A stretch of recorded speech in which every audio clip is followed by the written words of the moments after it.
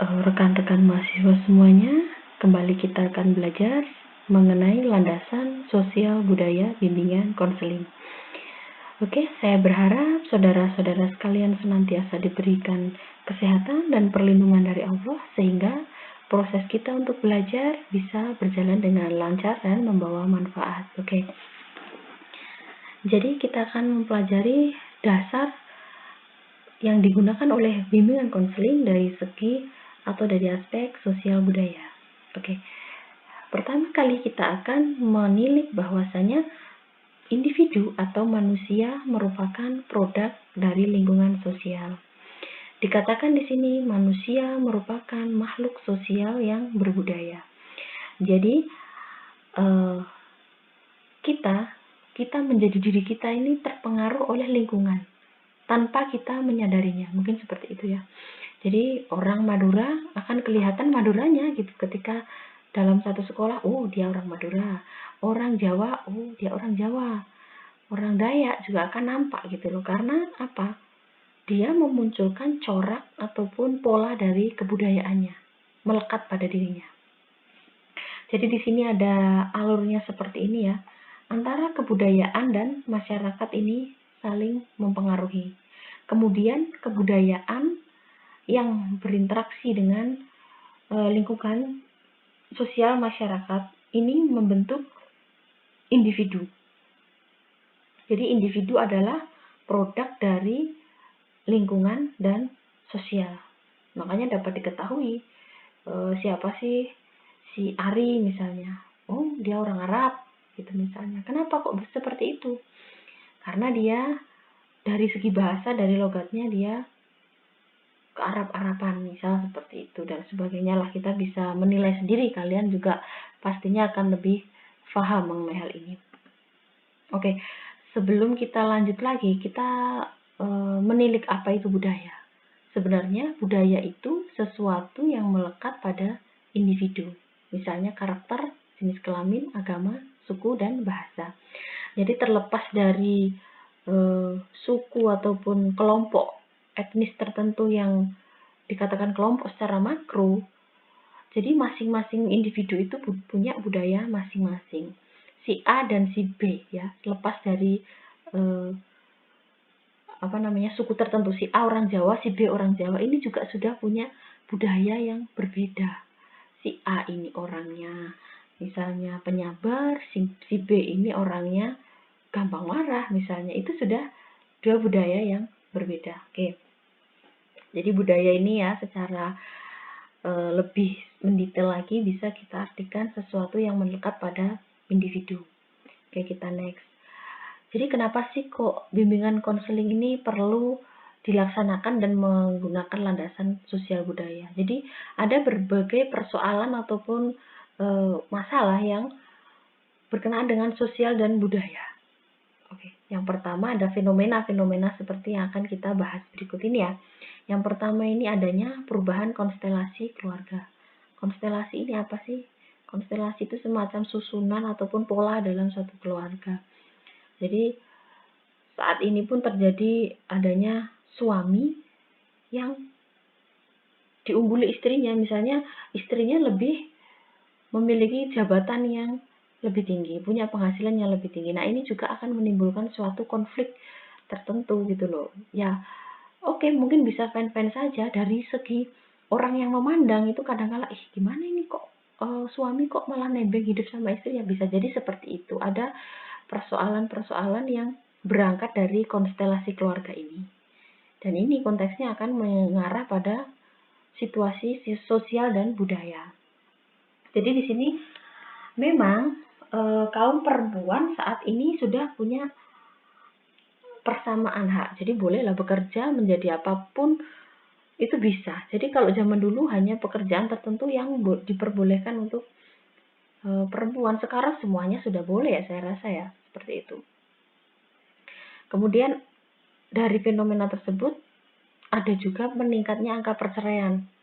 Sehingga banyak orang tua yang jadi single parent gitu loh. Jadi suasana keluarga ini sudah berbeda, tidak seperti zaman dulu lagi gitu loh. Kemudian mungkin dari ayah atau ibu itu sibuk mencari nafkah, mengejar karir, sehingga anak-anaknya ini kurang terpantau, anak-anak kurang terpantau, kadang dia melakukan berbagai percobaan atau eksperimen untuk mencari pengalaman dan mencari jati diri ini lepas dari pengawasan orang tua. Kemudian ada komunikasi antara orang tua dan anak yang renggang. Jadi sifatnya karena mereka bertemunya orang tua pagi berangkat kerja, anak-anak pagi juga sekolah, mereka ketemunya itu ketika malam dan itu pun sudah waktunya istirahat. Jadi kurang adanya kelekatan antara orang tua dan anak-anak. Kadangkala ada anak-anak yang lebih mengenal pengasuhnya atau babysitternya dibanding dengan orang tuanya sendiri gitu loh. Inilah fenomena yang saat ini terjadi. Ini ditilik dari segi konstelasi keluarga. Oke, kita lanjut untuk perkembangan pendidikan. Jadi saat ini karena adanya demokrasi sehingga semua orang dari berbagai kalangan, dari berbagai latar belakang ini bisa berkumpul dalam satu sekolah untuk belajar bersama. Kalau zaman dulu itu hanya orang-orang yang dari kalangan ningrat misalnya, dari orang-orang yang punya jabatan tertentu yang boleh sekolah. Sekarang tidak. Orang yang dari kalangan bawah yang tidak punya itu pun malah diarahkan untuk sekolah dan diberikan bantuan seperti itu.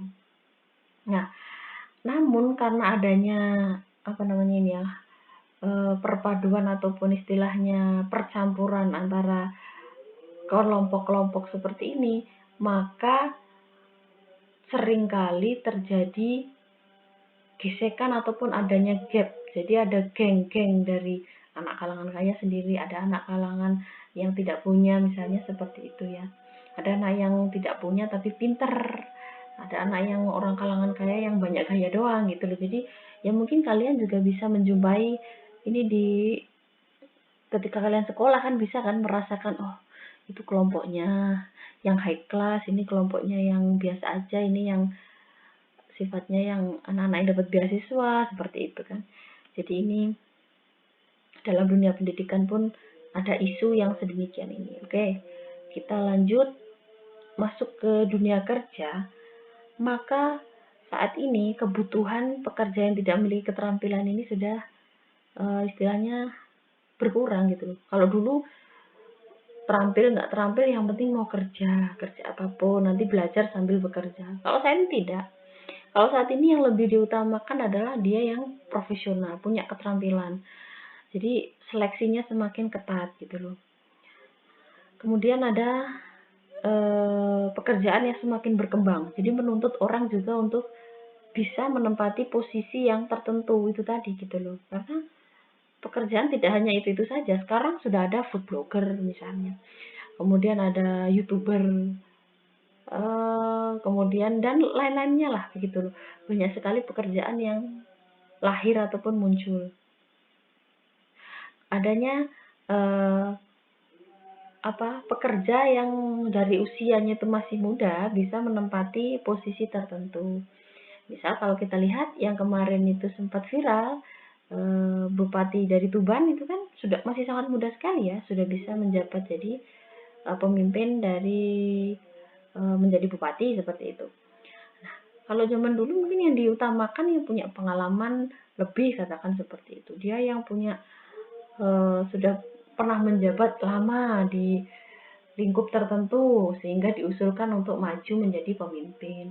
Kalau saat ini tidak kok kita itu mempertimbangkan usia itu ya dia belum saatnya ini masih muda tidak, tapi kalau dia mampu dia mumpuni oke. Seperti itu. Jadi di sini layanan bimbingan karir ini diharapkan mampu mengantisipasi ya perubahan dalam dunia kerja. Jadi kalau ini sifatnya dunia kerja, maka yang digunakan layanan karir. Jadi menyiapkan agar para pencari kerja ini punya mental yang lebih tangguh lagi seperti itu. Oke. Adanya perkembangan kota metropolitan, jadi orang-orang ke Jakarta, ke Surabaya misalnya, itu bukan karena dia ada posisi tertentu yang akan mereka tuju di sana, melainkan mereka mengadu nasib. Jadi ya entahlah mau jadi apa, saya di ibu kota saya nggak peduli, yang penting saya berangkat aja wis gitu loh. Di sana ya dipikir nanti. Makanya banyak sampainya di ibu kota itu banyak yang nggak tahu kerjanya itu macam-macam ya. Mohon maaf mungkin ada yang sampai menjual diri, ada yang menjadi penjahat di sana. Itu juga karena itu tadi. Karena mereka pergi ke kota sifatnya untuk mengadu nasib, bukan untuk mengisi jabatan atau formasi tertentu yang ada tujuannya seperti itu. Dan mungkin kalian nanti juga kuliah itu jurusannya apa, nanti jadi apa, itu belum tentu. Nanti ada yang kuliahnya di PAI terus nanti jadi guru agama saja, tidak. Bisa jadi ada yang jadi pengusaha, bisa jadi ada yang menjadi karyawan di bank, itu bisa jadi gitu loh. Tidak menutup kemungkinan.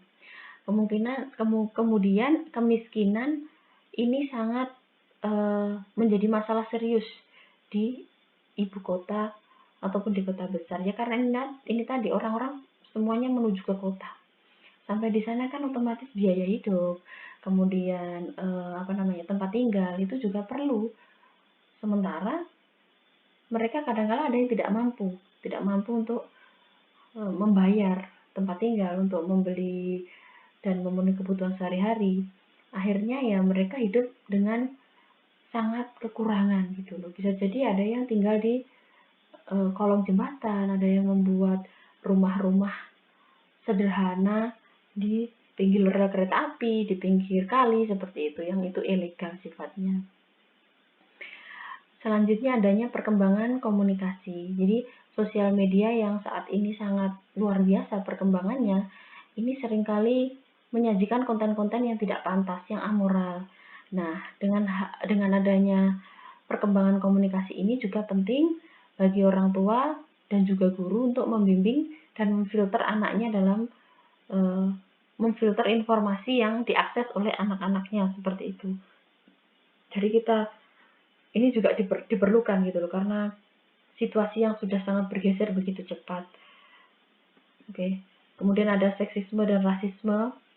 Ini ada masih ada sih paham yang mengunggulkan salah satu jenis kelamin, kemudian adanya paham yang mengunggulkan ras atau kelompok suku tertentu yang tidak jarang menimbulkan perpecahan, bentrokan, bahkan terjadi pembunuhan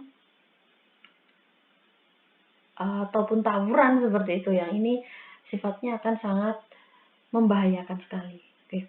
Adanya kondisi moral dan keagamaan. Nah, pergeseran moralitas ini yang saat ini marak di kalangan para remaja ya. Kadang generasi-generasi bangsa kita itu melakukan atau ada tindakan-tindakan yang tidak pantas, kemudian disebarluaskan lewat konten-konten di sosial media. Ini kalau tidak diberikan bimbingan atau arahan, mereka itu akan menganggap hal itu adalah hal yang wajar, hal yang pantas. Dan otomatis semakin lama akan semakin parah gitu loh. Mungkin kalau orang-orang zaman dulu itu yang sudah meninggal itu hidup kembali, itu sangat miris ya melihat generasi saat ini. Ada yang mohon maaf ya Allah dengan berbusana sangat minim, mereka melakukan aksi-aksi yang tidak pantas. Mereka kok nggak punya malu misalnya seperti itu, dan itu hanya demi apa? Demi konten, demi mencari subscriber, followers misalnya seperti itu. Nah, kemudian terkait keagamaan ini bisa jadi antar agama itu terjadi pergesekan ya. Tidak hanya antar agama, dalam satu agama pun ada organisasi ataupun orang-orang tertentu yang mengalami perselisihan di situ. Jadi kesakralan dari agama ini kadangkala saat ini sudah tidak seperti dulu lagi. Oke. Kemudian adanya kondisi sosial ekonomi. Jadi di sini ada kelompok-kelompok orang dengan kondisi sosial dan ekonomi. Nah, orang yang kaya dan orang yang miskin dikatakan seperti itu. Jadi seringkali timbul yang namanya kecemburuan sosial. Ada dua orang yang berdampingan, yang satunya itu orangnya tidak punya, yang satunya kaya sekali. Dah, suatu ketika si kaya beli barang-barang mewah gitu loh. Dan si kaya tidak pernah memperhatikan, tidak pernah bersedekah kepada yang miskin ini. Otomatis akan timbul sok-sokan lo ya gitu ya, misalnya kayak gitu ya. Dan bisa jadi kalau si kaya ini misalnya lengah, si miskin mohon maaf ya, Ini bisa jadi, ini orang kaya ini pelit banget dah, kok ambil aja nih hartanya gitu misalnya. Beda lagi kalau si kaya ini ya memang orangnya kaya, baik hati, dia sering mendermakan hartanya gitu loh. Ya kok memberikan makan, memberikan santunan kepada si miskin, itu akan timbul rasa adanya melindungi gitu malah. Dia orang yang baik, dia orang yang baik, maka saya harus membantu dia atau melindungi dia. Gitu loh. Jangan sampai kok dia ini nanti malah mengalami hal-hal yang tidak menyenangkan, tidak baik. Itu kan akan berdampak kepada yang si miskin itu pula gitu. Jadi rasa persatuan ini akan muncul, akan nampak kalau adanya semacam saling gitu loh, saling memberi, saling menjaga seperti itu. Jadi layanan bimbingan ini juga sangat diperlukan ya. Ini terutama ketika kita menyasarnya ketika masih di sekolah. Di sekolah akan muncul anak yang dari keluarga tidak mampu, akan muncul anak dari keluarga kaya. Dan dari sini peran dari guru juga sangat penting, di mana mereka itu ditanamkan rasa ataupun sikap perasaan di mana lah kalau punya banyak ya harus berbagi misalnya. Kalau yang orang miskin ya bagaimanapun juga dia harus berusaha untuk bangkit misalnya seperti itu. Jangan berkaca atau melihat orang yang lebih kaya itu wah enak banget hidupnya dan sebagainya. Tapi kita fokus pada diri kita untuk memperbaiki diri gitu loh. Jadi ketika mereka nanti dewasa, tumbuh menjadi orang yang dewasa di lingkungan masyarakat, kalau kita sudah mendidiknya dari sekolah itu seperti itu, otomatis akan muncul rasa yang namanya memberi. Orang yang kaya akan memberi yang miskin dan sebaliknya seperti itu. Oke. Jadi di sini yang namanya konseling multikultural ini merupakan bantuan yang menggunakan modalitas nilai-nilai budaya di mana sebagai upaya untuk mencegah ataupun menyelesaikan persoalan yang muncul gitu loh. Jadi nilai budaya sebagai pijakan dalam pelayanan konseling. Kita memandang budaya ini sebagai nuansa dalam pelaksanaan konseling. Jadi kalau misalnya orang Jawa sama orang Batak konseling, jangan terus langsung, kamu itu orang Jawa ya, kamu itu kok lama ya, kalau ditanya itu terlalu kalem, terlalu lelet misalnya seperti itu. Jadi ya si konselor juga harus paham, harus punya yang namanya bekal untuk melayani dari segi konseling dengan pijakan budaya. Oke, terima kasih ya. Sampai di sini. Tapi sebelum saya akhiri ini ada gambar ya yang di sini mencantumkan bimbingan konseling ini bagian dari sekolah, kemudian masyarakat, kemudian negara. Jadi kita memulai dari bimbingan konseling ini ketika mereka berada di sekolah gitu loh. Kita mengkondisikan keberagaman budaya ini kita kondisikan, kita berikan bimbingan, kita berikan arahan ya.